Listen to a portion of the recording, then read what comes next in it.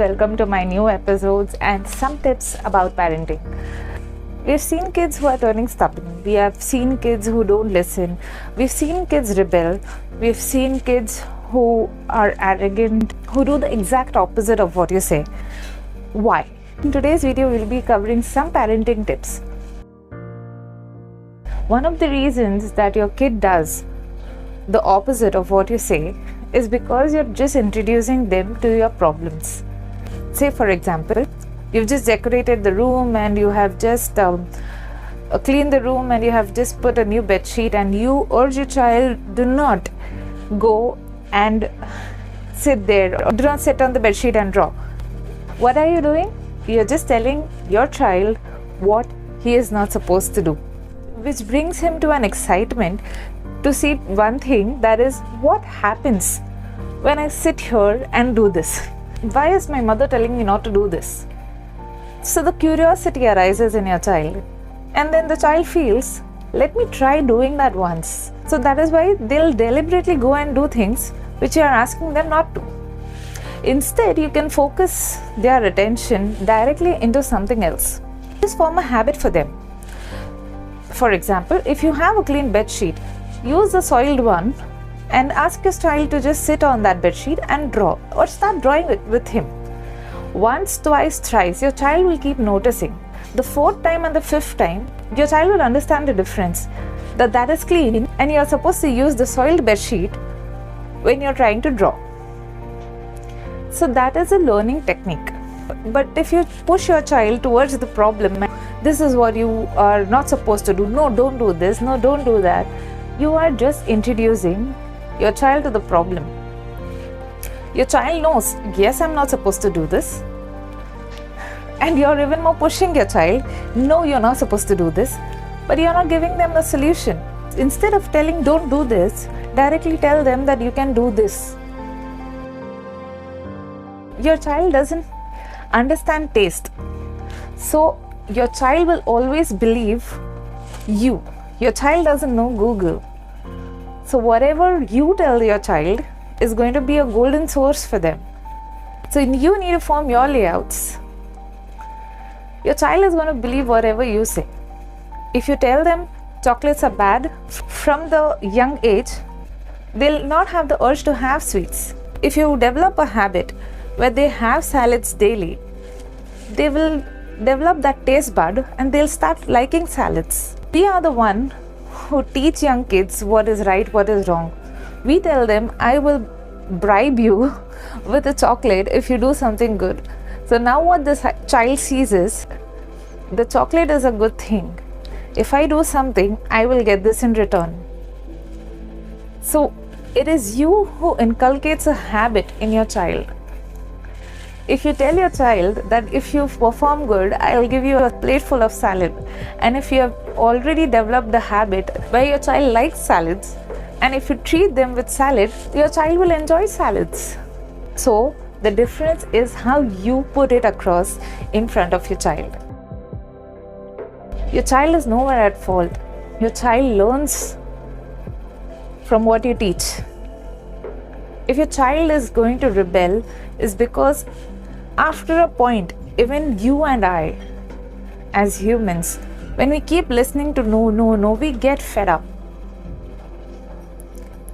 You're supposed to give them solutions, which will make them solution oriented also in future. Another point is, if you're trying to create fear in your child, thinking that because of the fear they might not do that thing, the fear will last only for a while. Say, for example, you're going to tell them, I'm going to hit you hard if you do that thing. For the first time when you hit your child, because of the pain, they cry, they absorb it. The second time, they will have the fear because they have realized what the pain is. The third time again, they'll have the fear because they know what it is. Fourth time, they will understand that this is a process. I do this, then my parents hit me, and then after a while, it's okay. Fifth time, they're all ready. They do it. They come and stand in front of you, come hit. as a process.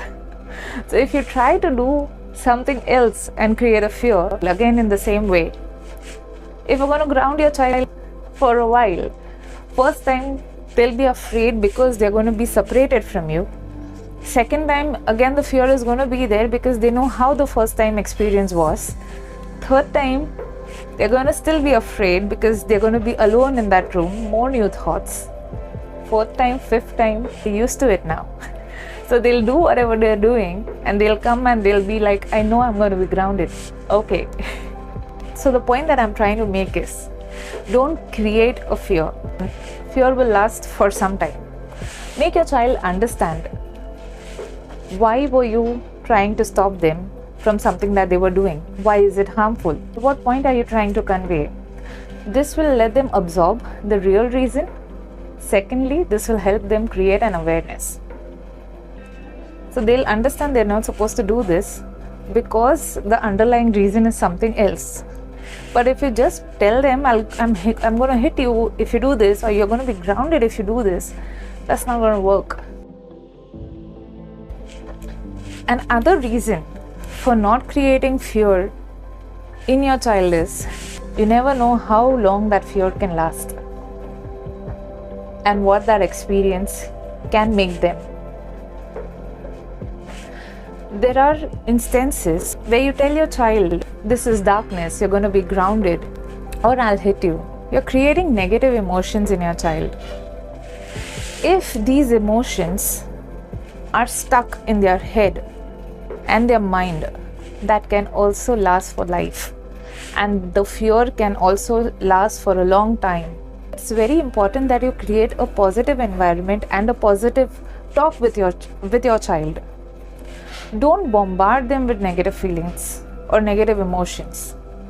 Create an environment that is going to be good for them to be in. Many times the anger on your child is not because of your child. It's because of you. It's because of your maybe husband or wife, or because of some other reason, office pressure. That time the easiest target is your child.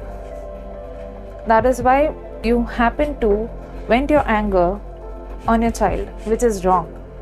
Learn to control your emotions. Learn not to target your child for your emotions, or anyone for that matter.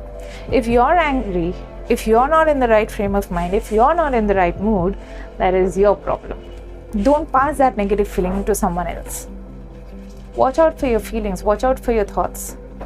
These are some basic parenting tips and some basic things that I wanted to share. If you find this informative, please like, share and subscribe my video, and stay tuned for more updates. Thanks, bye.